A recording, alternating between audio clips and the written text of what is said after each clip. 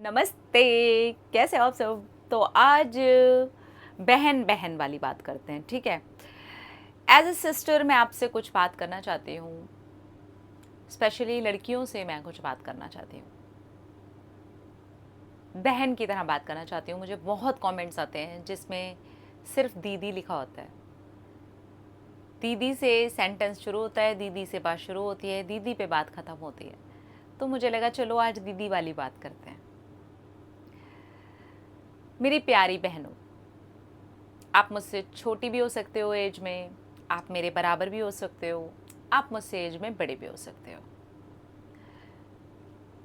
आज मैं फीमेल्स के उन एरियाज़ पर बात करने वाली हूँ जिस पर ज़्यादा बात की नहीं जाती, जिसको कोई समझाता नहीं है। पर आज मैं एज अ सिस्टर अपनी सारी बहनों से बात करना चाहती हूँ। अपना ख्याल खुद रखो।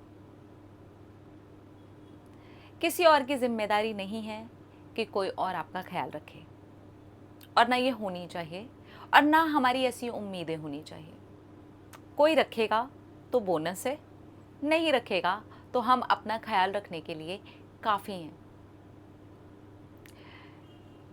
एक बेटी जब विदा होती है ना अपने घर से, उसकी जब विदाई होती है तो पेरेंट्स ज़्यादातर एक बात ज़रूर बोलते हैं दूल्हे राजा को कि मेरी बेटी का ख्याल रखना।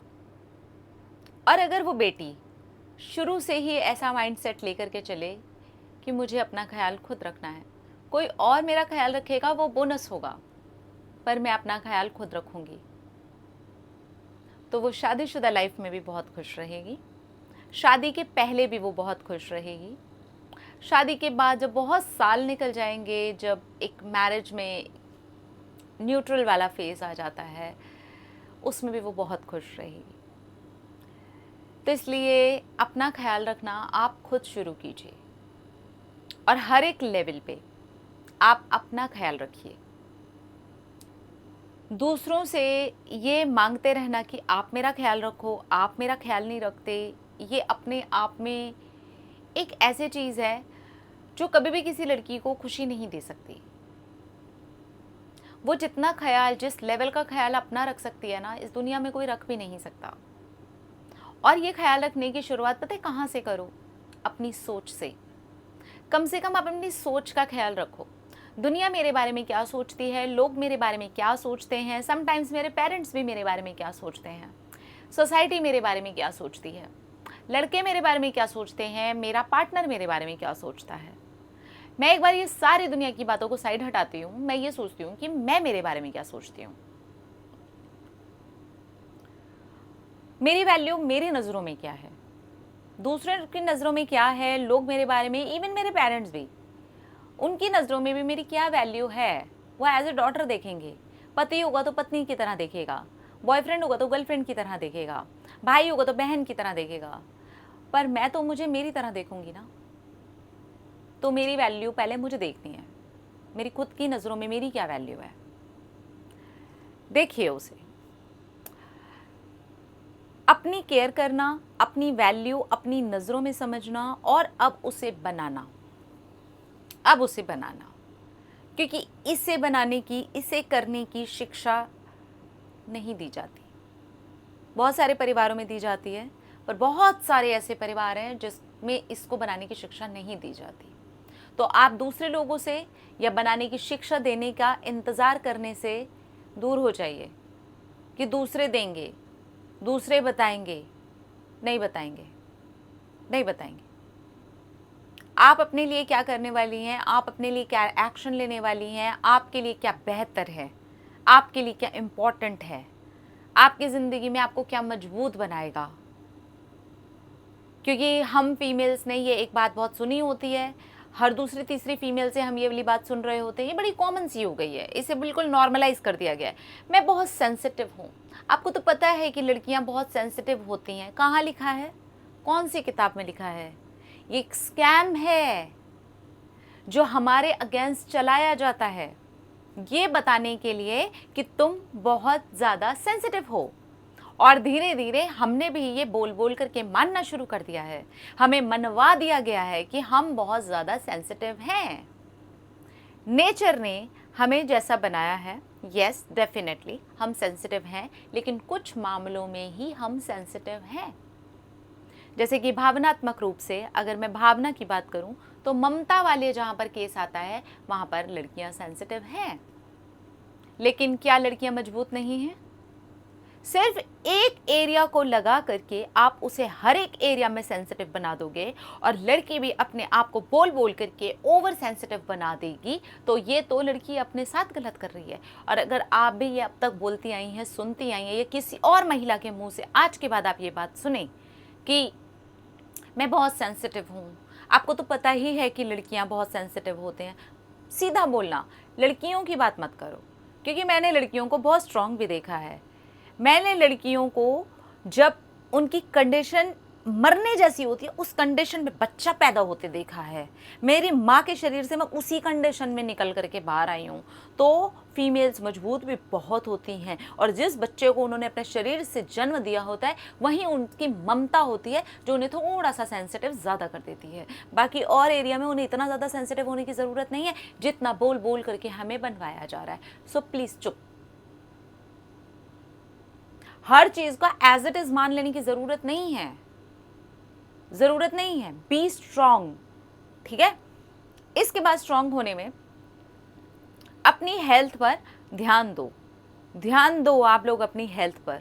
हम अपनी हेल्थ पर ध्यान नहीं देते, बस जितना खाना था खा लिया, जितना खाने के लिए पेट भरने के लिए चाहिए होता उतना खा लिया। मैंने इस पर एक डेडिकेटेड वीडियो बनाया था जिसके अंदर मैंने ये बताया था कि आपको अच्छा खाना खाना चाहिए। आप अच्छा खाना खाइए, ताकत वाला खाना खाइए, जंक उठा करके मत खा लीजिए। आज की डेट में ये जो फीमेल्स को इतने ज़्यादा हार्मोन्स के प्रॉब्लम्स हो रहे हैं, आप समझिए हमारा शरीर अंदर से डैमेज होता है। फालतू खाना खाने से हम वो फालतू ही बन रहे हैं और धीरे धीरे करके हमको हार्मोन से जुड़े हुए प्रॉब्लम्स आने लगे हैं। एक्सरसाइज कीजिए, शरीर का ख्याल रखिए पूरी तरीके से, अपने माइंड का ख्याल रखिए। इन तीनों जगह का ठेका नहीं ले रखा दूसरे लोगों ने। दूसरे लोगों ने, मैं बताऊं क्या ठेका लेके रखा है? हमें नीचे गिराने का, हमें ये बताने का कि हम फीमेल हैं, हम कमज़ोर हैं, हम ये नहीं कर सकते, हम वो नहीं कर सकते, हमें ये नहीं करना चाहिए, हमें वो नहीं करना चाहिए। और फिर जो बचा कुचा होता है वो हम फीमेल को करने पे कहीं पीछे नहीं हटते। हम नहीं हटते पीछे। फीमेल को फीमेल ही धक्का मारने पे लगी हुई है। समझने की कोशिश करो। अगर आप मजबूत नहीं बनेंगी तो बाहर लोग बैठे हैं हमें कमज़ोर साबित करने के लिए। इसलिए मानसिक रूप से, शारीरिक रूप से, ये दो एरिया में आपका स्ट्रॉन्ग होना बहुत ज़रूरी है। और इसके लिए आपका अच्छा खाना, अच्छा मतलब अच्छा जो आपको स्ट्रॉन्ग बनाए, खाना बहुत ज़्यादा ज़रूरी है। अच्छे तरीके से व्यायाम करना ज़रूरी है। मानसिक रूप से आपका थोड़ा सा मेडिटेशन करना, बेकार के लोगों से दूरी बना के रखना। किसी एक रिश्ते में अगर आप गलती से चले गए हो, वहाँ बहुत ज़्यादा प्रॉब्लम्स हो रही हैं, बहुत ज़्यादा सफ़र कर रहे हो, रो रहे हो, मरने से बेटर है, अपनी मेंटल हेल्थ को ख़राब करने से बेहतर है पीछे आ जाओ और इन दोनों चीज़ों की रक्षा करो। इनकी रक्षा आप नहीं करेंगी, आपके लिए कोई नहीं करेगा, ठीक है। शादी शादी शादी शादी शादी, पता नहीं क्या बना रखा है शादी को। शादी करिए, आप ज़रूर करिए। मैं खुद शादीशुदा हूँ, इसलिए मैं शादी के बिल्कुल भी अगेंस्ट नहीं हूँ। मेरे हिसाब से ये बहुत ज़्यादा ज़रूरी है और इम्पॉर्टेंट भी है। अगर ये आपको भी इम्पॉर्टेंट लगती है तो ठीक है, ये आपके ऊपर डिपेंड करता है। आप अगर मेंटली स्ट्रॉन्ग हैं और आपको लगता है कि आप शादी के लिए रेडी हैं, सुनो, बात सुनो, मम्मी पापा रेडी हैं, शादी की उम्र हो गई है, समाज बोल रहा है, मम्मी ऐसा ऐसा सुना रही थी, चाची आई थी, चाचा आए थे, ताऊ आए थे, कोई आया था बोल के गया तुम्हारी लड़की की शादी नहीं हो रही। मम्मी पापा बोल रहे हैं हमारी लड़की की शादी नहीं हो रही। हम भी लग गए मैट्रिमोनियल साइट पे, हम भी लग गए लड़कों को ढूंढने, हम भी लग गए अपने बॉयफ्रेंड के पैर पकड़ने, शादी कर लो, शादी कर लो, शादी कर लो, शादी कर लो, शादी कर लो। सुनो, लिसन लिसन, ये सारी चीज़ों को हटाओ। दूसरों ने बोला है प्रेशर में कर रही हूँ, एज की वजह से कर रही हूँ, किसी के गाना गाने की वजह से कर रही हूँ, पूरे खानदान के मेरे सर पे बैठ जाने की वजह से कर रही हूँ, सोसाइटी समाज की वजह से कर रही हूँ, या मेरी मेरी वजह से कर रही हूँ। मैं खुद रेडी हूँ शादी के लिए, मैं खुद रेडी हूँ वो लाइफ टाइम रिस्पॉन्सिबिलिटी के लिए, मैं खुद रेडी हूँ उस एक रिश्ते को निभाने के लिए, मैं खुद रेडी हूँ। मेरे ससुराल में अलग अलग तरीके के, अलग अलग सोच के लोग मुझे मिलने वाले हैं। मैं खुद स्ट्रॉन्ग फील कर रही हूँ कि मैं सारी चीज़ों को टैकल कर लूँगी। I will handle. मैं रेडी हूँ शादी के लिए तब, ठीक है, मैं रेडी हूँ। इसके बाद आ जाती है फीमेल्स की लाइफ में बेबीज़ की बात। बच्चा भी बोलने बोलने पे कर रहे हैं, बच्चा कर लो, बच्चा कर लो, बच्चा कर लो, बच्चा कर लो। कभी डॉक्टर बोल दे रहे हैं, कभी डॉक्टर की बोली हुई उम्र बोल दे रही है, कभी सास ससुर बोल दे रहे हैं, कभी माँ बाप बोल रहे हैं। आपकी बॉडी है, आपको 9 महीने कैरी करना है, या आपका डिसीजन होना चाहिए। तो अपने हाथ रखो पहले तो ये सारे डिसीजन। शादी करने का डिसीजन, आपका बेबी प्लान करने का डिसीजन, अपने हस्बैंड से बात करो। अगर आप रेडी हो, आप दोनों आपस में बैठो, आप दोनों को प्लान करना है भैया बच्चा, अपना प्लान करो। अगर आपको लगता है कि आप रेडी हो बेबी प्लान करने के लिए, थोपी हुई चीज़ों को करोगे, थोपा हुआ जीवन ही जियोगे। इसलिए थोपी हुई चीज़ों को बिल्कुल भी नहीं करना है, ठीक है। इसके बाद आप रिश्तों में टॉर्चर झेल रहे हो, ठीक है, कोई भी रिश्ते हो, चाहे कोई भी हो, ठीक है। बहुत सारी लड़कियां अपनी फैमिली की तरफ से टॉर्चर झेल रही होती हैं, माँ बाप की तरफ से टॉर्चर झेल रही होती हैं। अगर आप बड़ी हो गई हैं, समझदार हो गई हैं, तो टॉर्चर के खिलाफ अपनी आवाज़ उठाओ और वहाँ से स्ट्रॉन्ग बन करके, तब जब आपको लगता है कि अब आप अपनी लाइफ में एक्चुअली आगे बढ़ने के लिए केपेबल हो, एटलीस्ट कोशिशें कर सकते हो, शुरू कर दो। भले ही बिना बताए शुरू कर दो, दबी आवाज़ में शुरू कर दो, कर दो, कर दो। ससुराल की तरफ से आपको इस तरीके का हो रहा है, बात करो, पहले बात करो। हर वक्त पति को जाकर के शिकायतें कर दी, ये तुनकबाजी कर दी, सीधा बात करो, मुझे ये चीज़ें बुरी लग रही हैं। नहीं समझ रहा बंदा, लड़ाइयाँ हो रही हैं, ससुराल में भी लड़ाइयाँ हो रही हैं, टॉक टू योर पेरेंट्स। लाओ बीच में बातों को, करो बीच में बात, और अच्छे और पॉजिटिव वे में बात करो। ये तब हो पाएगा जब आप स्ट्रांग होंगी, जब आपने खुद सोच समझ करके डिसीजन लिए होंगे, समझदारी से आप चली होंगी, ठीक है। इसके बाद क्योंकि मुझे शादी करनी है, तो मैं किसी को भी देख करके शुरू के 2 महीने में ही रिलेशनशिप में घुस जाऊंगी। अब मैं चाहे कुछ भी झेलूं। अब वो बंदा मुझे घोस्ट कर रहा है, अब वो बंदा रेडी ही नहीं था शादी के लिए, वो बंदा रेडी ही नहीं था कमिटमेंट के लिए, मैं शादी के पीछे लगी पड़ी हूँ, मैं उसको शादी शादी शादी शादी कर रही हूँ। ऐसी शादी से आपका क्या ही भला होगा, मेरे को ये बताओ। टाइम दो, ऐसी चीज़ों को टाइम देना चाहिए, ऐसी चीज़ों में अपने आप को थोड़ा स्ट्रॉन्ग बनाना चाहिए। आपका मेंटली, इमोशनली हर एक एरिया में स्ट्रॉन्ग होना बहुत ज़रूरी है, क्योंकि आप आगे जाकर के जो डिसीजन लेने वाली हैं वो आगे की जनरेशन के लिए है। तो इसलिए यहाँ पर बिल्कुल राइट डायरेक्शन होना चाहिए।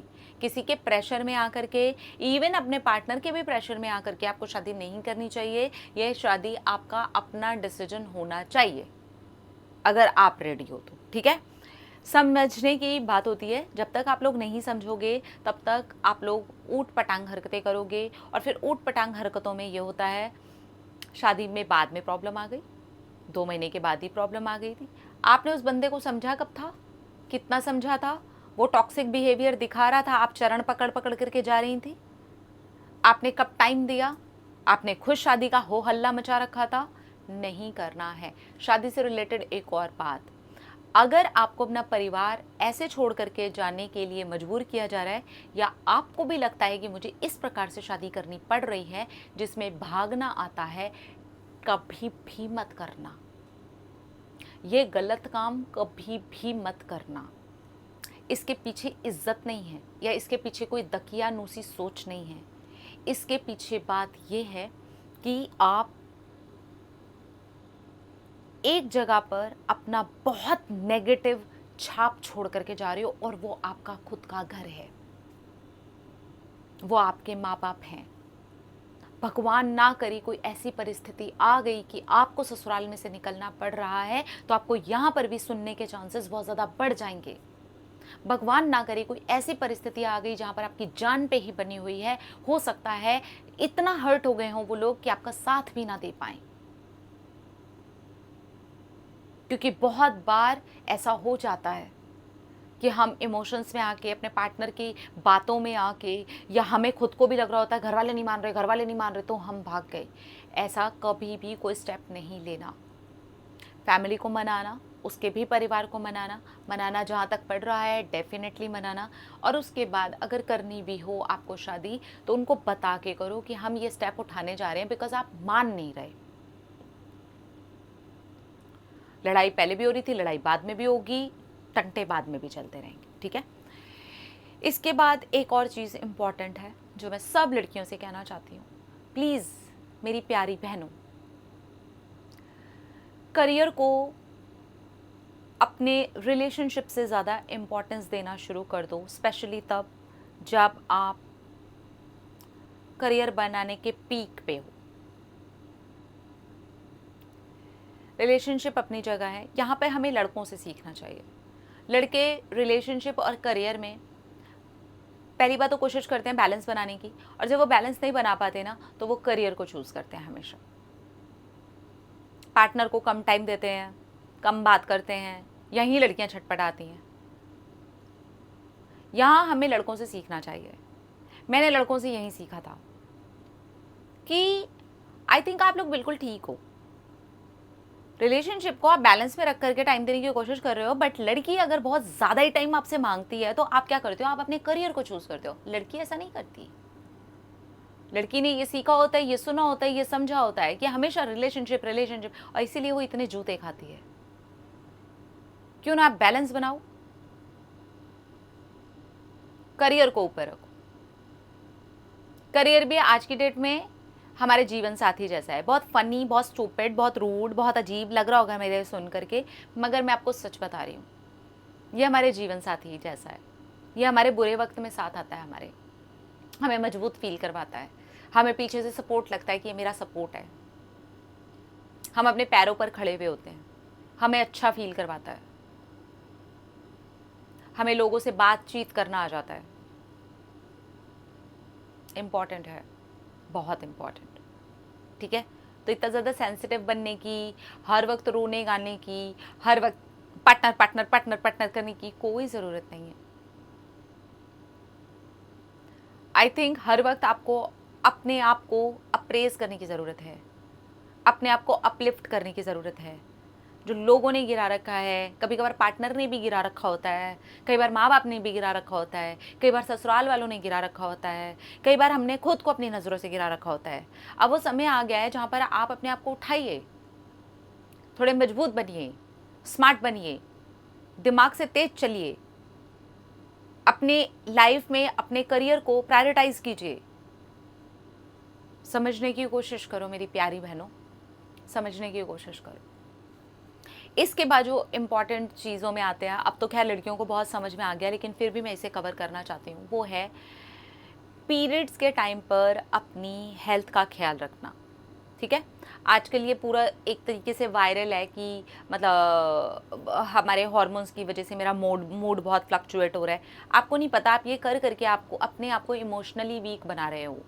ये पहले पीरियड के टाइम पर होगा, फिर पीरियड से 2 दिन पहले भी होगा, 2 दिन बाद में भी होगा, फिर पीरियड से 4 दिन पहले होना शुरू होगा, 4 दिन बाद तक होगा, आधा महीना तो इसी में निकल गया, मेरे मूड के फ्लक्चुएशन में ही। पीरियड तक आई कैन अंडरस्टैंड कि पीरियड शुरू हुआ 1 दिन पहले तक मुझे समझ में आया, हाँ मेरे मूड इधर उधर जा रहा है, मेरा मूड स्विंग हो रहा है क्योंकि हार्मोन्स की वजह से हो रहा है, और पीरियड ख़त्म होने तक मैं बिल्कुल ठीक हो गई, वहाँ तक आई कैन अंडरस्टैंड। बट क्यों ना हम इसे अपने तक रखें। हम हर जगह अब इसको बिखेरना शुरू कर दें चुके हैं, अब इसे एकदम वायरल टॉपिक ही बना दिया है कि पीरियड में ये होगा। आपको नहीं समझ में आ रहा, इससे लड़कियां पूरा पूरा महीना सफ़र कर रही हैं। मेंटली वो अपने आप को इतना वीक बना चुकी हैं कि उनको ऐसे लगता है कि हार्मोन का इशू है, हार्मोन का इशू है, हार्मोन का इशू है। अब पीरियड्स डिले होने लग गए हैं, क्यों? क्योंकि उन्होंने बोल बोल करके ये मैनिफेस्ट ही करना शुरू कर दिया, हार्मोन का इशू है। मूड का फ्लक्चुएशन अब इसलिए हो रहा है क्योंकि मुझे पीसीओडी है, मुझे पता ही नहीं होता कि मुझे पीरियड कब आ रहा है, क्योंकि मुझे हार्मोन का इशू है। बेसिकली आप सब ये सारी चीज़ें करके मैनिफेस्ट कर रहे हो। पीरियड आना ही है, एवरी मंथ हमें आना ही है, ठीक है, नेचुरल है और बहुत अच्छा भी है।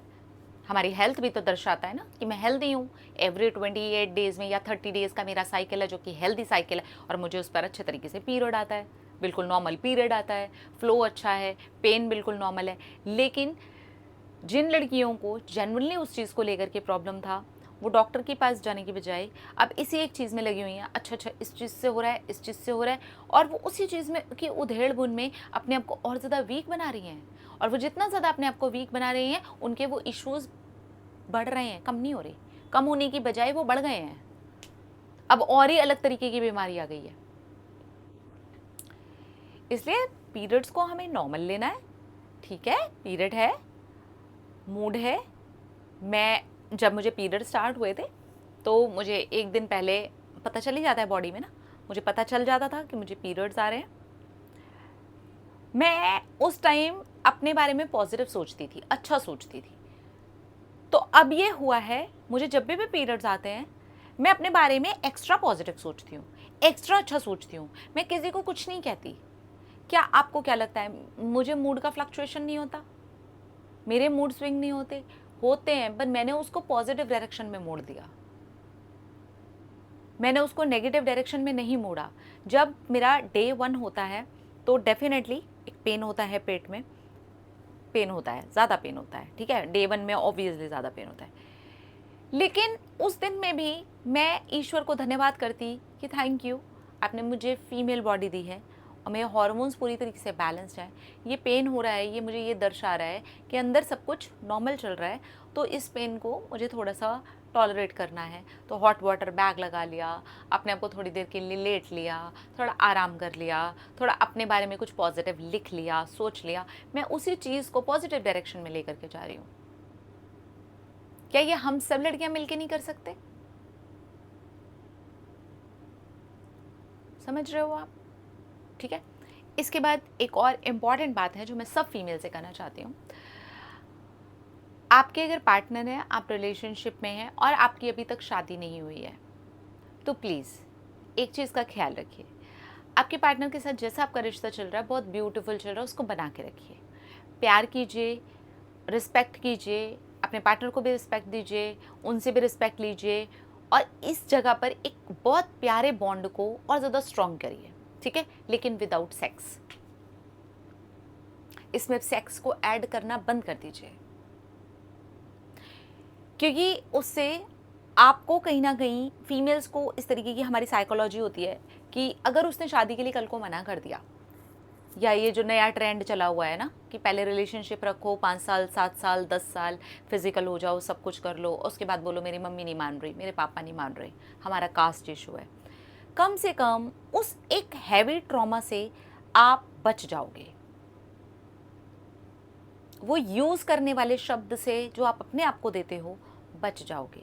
और आप ये भी देख पाओगे कि मेरा पार्टनर उस एक चीज़ के बिना मेरे साथ कितना लंबा चल रहा है, उस एक चीज़ के बिना भी हम कैसे ग्रो कर रहे हैं। वही एक चीज़ थोड़ी ना होती है रिश्ते में। देखिए कि उसके प्रॉमिसेस कैसे एक्शन में बदल रहे हैं। टाइम दीजिए खुद को, टाइम दीजिए खुद को। और ये फीमेल्स को कोई समझाने वाला नहीं होता। उनकी भी जो फीमेल्स दोस्त होती हैं, वो भी लगभग लगभग उसी एज ग्रुप की होती हैं, तो वो मिस्टेक्स जो कर रही होती हैं, वो दूसरी फीमेल्स को भी वही बता रही होती हैं। मेरे साथ भी यंग एज में यही था। मेरी जो भी क्लासमेट्स या कॉलेज में मैं थी, वो लड़कियां जो कुछ भी कर रही हैं, वही हमें भी बता रही हैं, उनके हिसाब से वही सही है। पर जो फीमेल बड़ी हो चुकी है, वहाँ से काफ़ी आगे निकल चुकी है एज में, जिसने ये सारी चीज़ें देख ली हैं, जो हैंडल ही कर रही है ऐसी चीज़ों को, वो आपको ये समझा सकती है कि आगे ऐसे वाले ट्रॉमा से बचने के लिए सबसे बेटर यही होगा कि आप अपना खुद का प्रिकॉशन लेकर के चलो कि नहीं,